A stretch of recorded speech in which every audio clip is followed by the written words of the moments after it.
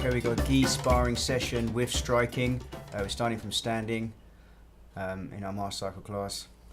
So just throwing a few distraction strikes, and then what I'm looking at is trying to clinch. I've got to wait for him to actually throw a strike when I shoot in. So now when he throws a punch, in we go. Or when he steps forward. In other words, not when he's just static. Okay, get the fight to the ground. And I'm on top now, trying to get side mount. I lose the top position, so I go for the guard. And I luckily managed to be able to jump into the high guard, which is quite a good attack position.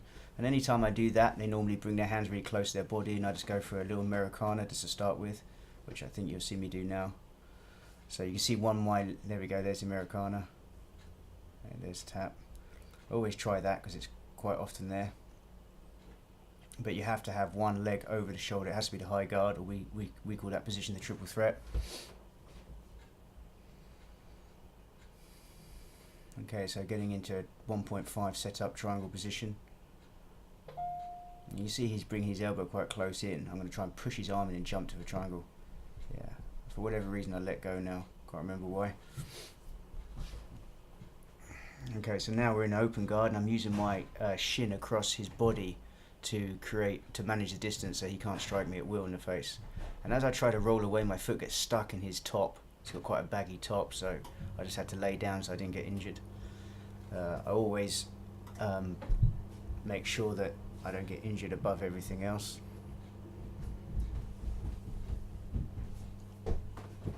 Okay, so I'm in the bottom of the side mount now, and the most important thing to do when I'm in this position is just to take my time. I'm being very careful when I bring my arm around his face like that he doesn't go for Americana. You can see that his other hand is behind my head. If he moves that, then I won't go around his face. So I've already got my leg free now, and I'm in what we call the Ashi Gourami position, and he's a bit fearful of the heel hook. So as soon as I wrapped his heel, he tapped. Part of getting good at leg locks is knowing when you're in danger and when you're not in danger, and that just comes from practice. Obviously, if you're worried, just tap. There's no point risking it, especially with a heel hook. But I wouldn't have hurt him. So here we go, a little leg trip. So I get the over-under clinch, and I do a little leg trip, take him to the ground. And now I'm going to try and pass the guard. I kind of have an underhook on the far side, so I'm good to pass. Side mount.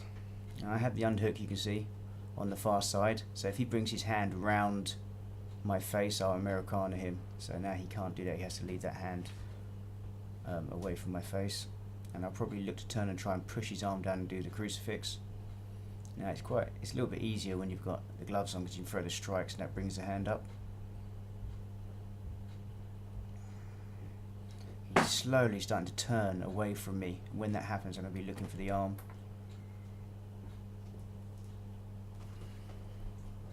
Okay, so I've got what we call smart knee. So my knee is up against his hip, so he can't shrimp in. Whenever he's facing into me on the side like this, his escape opportunities are much greater.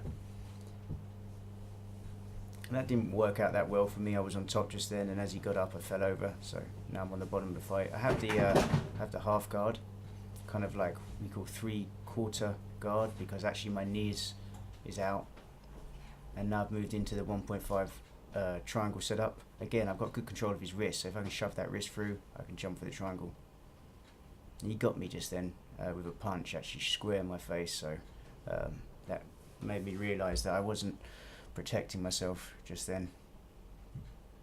And that's the purpose of the gloves, is to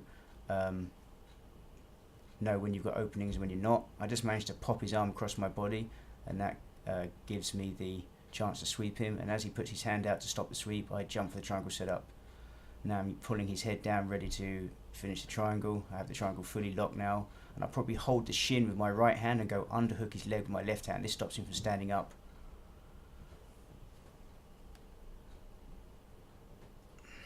Okay, next round, so we stand back up.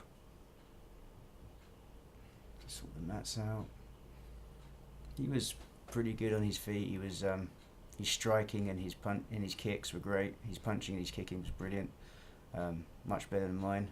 I'm just waiting for the opportunity just to rush in and grab him. Yeah, cover up, and then when the opportunity's there, I just try and storm him and grab hold of him. Once I grab hold of him, I feel much more comfortable. And the idea now is once I grab him is just get it to the floor. Even if I end up on the bottom of the fight, I prefer, obviously just want to get it to the floor as soon as possible. Okay, so I'm on top now. Sorry, back on the bottom, butterfly guard. Not that great for the striking, but if you practice it enough, you can hit a sweep quite easily from here, even when the strikes are there. You just can't stop them from standing up. So if he were to jump up to his feet now, I'd kind of like be out of position, and I would have to really be careful about the punches. That's why the butterfly guard is not as good as the full guard for the street. I'm sitting up looking for a guillotine now, and I managed to get the sweep off the butterfly guard. Trying to get north-south to stop his shrimp escape. Just looking for control first, control position, and then looking for how I can open him up. So moving my hands into position. Looking to slide my knee over maybe for the mount. I'm very bumpable though. When you've got one shin across the stomach and one knee on the ground, you're very bumpable.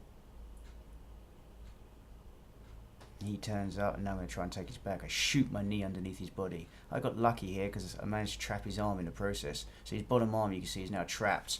So that's quite useful. So what I do is I use my choking arm to hold his wrist. I pull his head back, and then I sink the choke. I missed it this time. He tucked his chin. So I'm going to do it again so you get another look at it. So look, I push his arm down. I use the choking arm to hold his wrist. Then I use my other hand to lift the head, and I quickly shoot under the chin, and then I finish the full rear naked choke.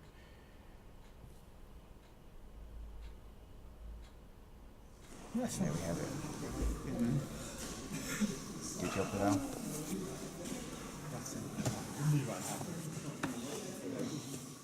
Change.